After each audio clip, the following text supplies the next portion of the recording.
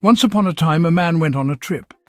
Arriving in a distant land, he bought a guidebook to temples located on islands. It listed the days and times of visits, sometimes very limited. On one of the pages, the man saw a special offer, the tour of your life. The photos nearby showed a beautiful temple, so he really wanted to visit it. The guidebook said that for reasons that would become clear later, they did not take an advance payment for this tour, but asked to agree on the day and time of the visit in advance. Intrigued by the unusual offer, the man called that same evening and arranged a visit. He was greeted warmly at the door by a Shaolin monk. Have the other visitors already entered? The others? The temple visit is individual and we do not offer guide services. He briefly introduced the visitor to the history of the temple and mentioned all the noteworthy sites, paintings on the walls, outfit, military weapons in the hall under the stairs, catacombs and a torture chamber in the underground prison. Having finished his story, he handed the guest a spoon and asked him to hold it with the concave part up. "What's that for?" he asked. "We don't charge an entrance fee, and we estimate the cost of the tour this way. We give each visitor a spoon filled to the brim with fine sand, exactly 100 grams in it, and invite them to walk around the temple on their own. Then we weigh the sand left in the spoon and ask the visitor for £1 for each gram spilled. And if I don't spill a single gram? In that case, your visit will be free." The visitor was surprised and amused by this condition. The hospitable host filled the spoon with sand, and the man began his tour. Confident in the steadiness of his hand, he slowly climbed the stairs, staring at the spoon. At the top, near the armor hall, he decided not to go inside because the wind could blow away the sand and preferred to go down immediately.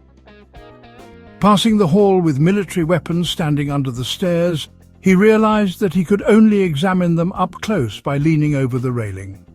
It was not dangerous, but the contents of the spoon would almost certainly spill, so he limited himself to examining the hall from afar. For the same reason, he did not end up in the underground prison, since he would have to go down a steep staircase. Very pleased, he approached the starting point of the tour, where the monk was waiting for him with scales in his hand. "Surprisingly, you only lost half a gram," he announced. "Congratulations. This visit was free for you." "Thank you." "Did you enjoy your visit?" he asked at the end. The tourist, after a short hesitation, decided to be frank. "To tell the truth, not much.